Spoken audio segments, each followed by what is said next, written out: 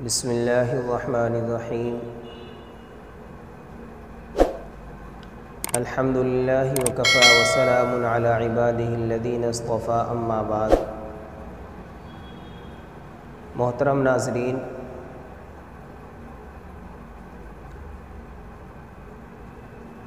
غسل کرنے کے اندر بہت سے لوگ اس شک میں مبتلا رہتے ہیں کہ آیا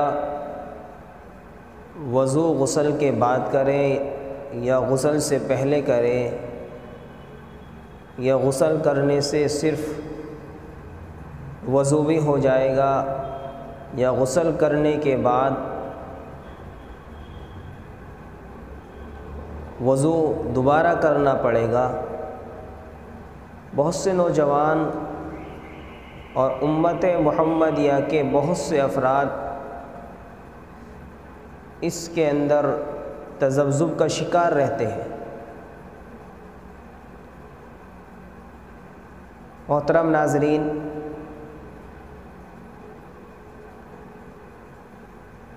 اگر کوئی انسان غسل کر لے تو اب اس کو وضو کرنے کی ضرورت ہے یا نہیں ہے،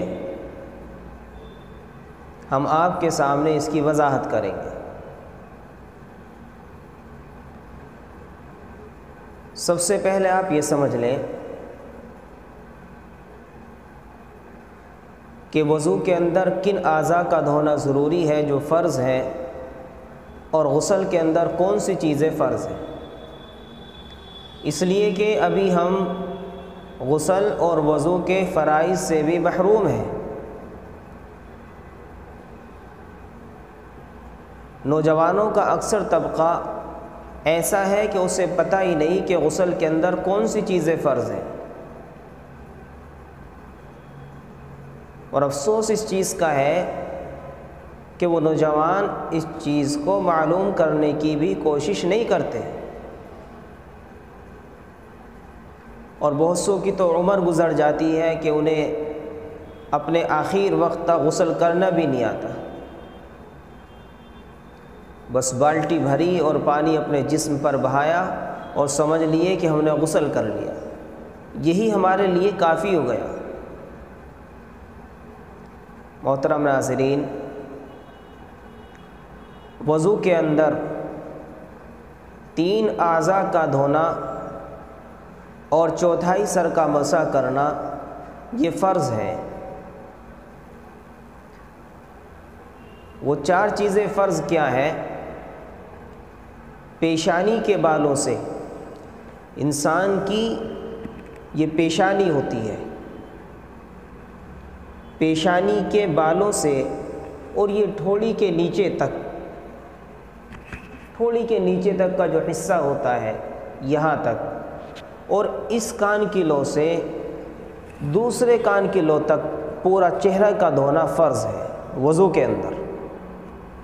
اگر اس کے درمیان کا ایک بال بھی خشک رہا تو اس کا وضو مکمل نہیں ہوگا، اسے دوبارہ اپنا وضو کرنا پڑے گا۔ پیشانی کے بالوں سے ٹھوڑی کے نیچے تک اور ایک کان کی لو سے دوسرے کان کی لو تک کا دھونا فرض ہے وضو کے اندر، اور دوسرے دونوں ہاتھ کوہنیوں تک دھونا فرض ہے، اور تیسرے چوتھائی سر کا مسح کرنا فرض ہے، اور چوتھے دونوں پیر ٹخنوں تک دھونا یہ فرض ہے۔ یہ وضو کے فرض ہوئے۔ غسل کے اندر 3 فرض ہیں۔ نمبر 1، 3 بار کلی کرنا، اور نمبر 2، 3 بار ناک کی نرم ہڈی تک پانی کا پہنچانا اور پورے جسم پر پانی اس طریقے سے بہانا کہ جسم کا کوئی بال بھی خشک نہیں رہنا چاہیے۔ غسل کرنے کا مکمل طریقہ آپ اپنے قریب کے کسی عالم کے پاس جا کر صحیح طریقے سے معلوم کریں کہ غسل کرنے کا مکمل طریقہ کیا ہے، اور غسل کے یہ جو 3 فرض آپ نے سنے ہیں ان کو آپ یاد کریں اور ان کو اپنے عمل میں لائیں، ان کی مشق کریں، اور جب آپ کو یہ یاد ہو جائیں تو اپنی مسجد کے امام صاحب کو جا کر آپ یہ غسل کے 3 فرض سنائیں اور وضو کے 4 فرض سنائیں، اور اپنا وقت نکال کر اپنے امام صاحب کے پاس بیٹھ کر یا اپنے قریب کسی عالم کے پاس بیٹھ کر آپ وضو کے فرائض، وضو کے مستحبات، وضو کے مکروہات اور وضو کے سنن اور آداب کو سیکھیں۔ بھئی وضو ایک اہم عبادت ہے، اگر ہمارا وضو ناقص ہوگا، اگر ہمارا وضو صحیح نہیں ہوگا تو ہماری نماز کیسے درست ہوگی؟ جس کا وضو صحیح نہیں ہے اس کی نماز ہی درست نہیں ہے، اور جس کی نماز ہی درست نہیں ہے تو اس سے عبادت کرنے کا فائدہ کیا ہے؟ اسی طریقے سے انسان غسل کر رہا ہے لیکن غسل کے فرائض کو اس نے انجام نہیں دیا تو اس کا غسل رہا کیسے؟ وہ تو ایسا ہی ہے جیسے نہانے سے پہلے تھا ایسے نہانے کے بعد ہے۔ بہرحال یہ تو وضو کے فرض اور غسل کے فرائض ہوئے۔ اب سوال یہ تھا ہمارا کہ وضو غسل کرنے سے پہلے کرنا ہے یا غسل کرنے کے بعد وضو بھی کریں گے یا نہیں، یا صرف غسل کرنے سے ہمارا وضو بھی کافی ہو جائے گا؟ تو یاد رکھیے کہ ترمذی شریف کے اندر ایک روایت حضرت عائشہ رضی اللہ تعالی عنہ سے روایت ہے کہ نبی کریم صلی اللہ علیہ وسلم غسل کے بعد وضو نہیں کرتے تھے، اور غسل سے پہلے جو وضو کرتے تھے اسی پر اکتفا فرماتے تھے۔ غسل سے پہلے وضو کرنا سنت ہے۔ اگر انسان نے غسل سے پہلے وضو نہیں کیا اور اس نے غسل کر لیا تو اب اس کا غسل کرنا اس کے لیے کافی ہے، اسے دوبارہ وضو کرنے کی ضرورت نہیں ہے۔ عام طور سے ہمارے نوجوانوں کے اندر یہ لا علمی ہے کہ انہیں علم نہیں ہے اس چیز کا کہ غسل کرنے کے بعد وضو کرنا ہے یا نہیں کرنا ہے۔ اگر اس نے غسل کر لیا تو اب اسے وضو کی ضرورت نہیں ہے، اس لیے کہ وضو کے جو 4 فرائض تھے وہ غسل کے اندر ادا ہو گئے۔ وضو کے اندر 3 اعضاء کا دھونا اور 1/4 سر کا مسح کرنا یہ فرض ہے، اور ظاہر سی بات ہے جب اس نے غسل کیا ہے تو اس کا چہرہ بھی دھلا ہے، اور جب اس نے غسل کیا ہے تو کوہنیوں تو اس کے ہاتھ بھی دھلے ہیں، جب اس نے غسل کیا ہے تو اس نے اپنے سر کو بھی ملا ہے تو اس کا مسح بھی ہوا ہے، اور جب اس نے غسل کیا ہے تو اس کے دونوں پیر ٹخنوں تک بھی دھلے ہیں۔ تو وضو کے جو فرائض تھے وہ اس کا غسل کرنے کے اندر ادا ہو گئے۔ اب اسے غسل کرنے کے بعد دوبارہ وضو کرنے کی قطعاً ضرورت نہیں ہے۔ اگر یہ غسل کرنے کے بعد وضو کرتا ہے تو یہ غلط طریقہ ہے۔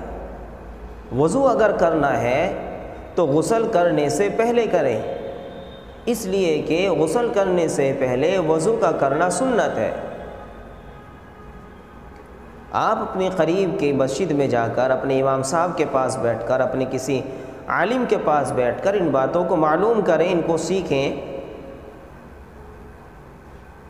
اور میں آپ کو ایک مشورہ یہ بھی دوں گا کہ آپ اپنے امام صاحب کے پاس جا کر اپنے وضو کے فرائض اور غسل کے فرائض کو یاد کرنے کے بعد جب انہیں سنائیں تو انہیں بطور انعام کے کہ انہوں نے آپ کے ساتھ محنت کی ہے، انہوں نے آپ کو یاد کرایا ہے، آپ ان کو کوئی ہدیہ پیش کریں۔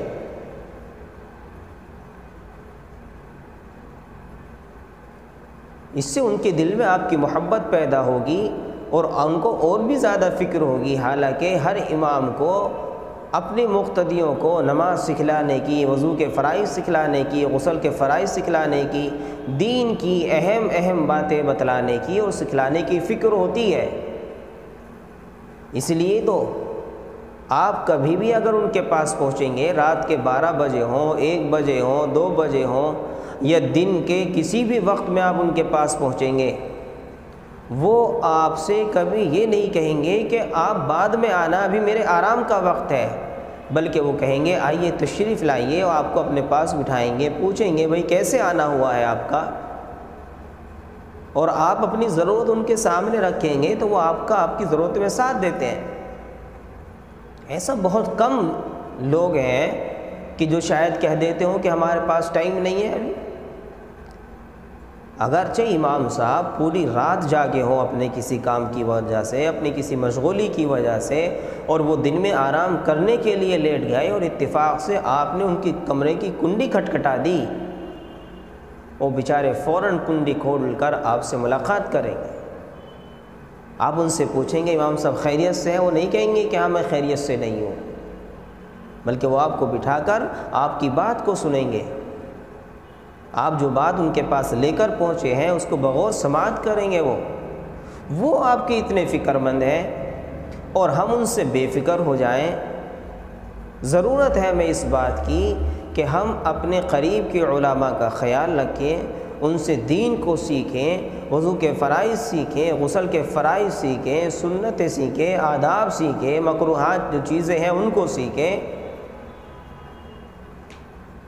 اور وقتاً فوقتاً جیسا موقع ہو، بلکہ میں تو یوں کہوں گا کہ ہر جمعے میں آپ ان سے مصافحہ کریں تو ہدیہ دیتے ہوئے مصافحہ کریں۔ وہ انشاءاللہ آپ کو ہر وقت اپنی ہر دعا میں آپ کو یاد رکھیں گے، آپ کی عمر میں برکت کی دعا کریں گے، آپ کے کاروبار کی برکت کی دعا کریں گے۔ آپ اگر وہاں موجود بھی نہیں ہیں، وہ پھر بھی آپ کو ہر وقت لمحہ یاد رکھیں گے۔ میرے عزیز محترم، یہ غسل کی باتیں اور وضو کے فرائض ہمیں سیکھنے کی ضرورت ہے۔ اللہ سے دعا ہے کہ اللہ ہمیں انہیں سیکھنے کے بعد ان پر عمل کی توفیق عطا فرمائے۔ وما توفیقی الا باللہ۔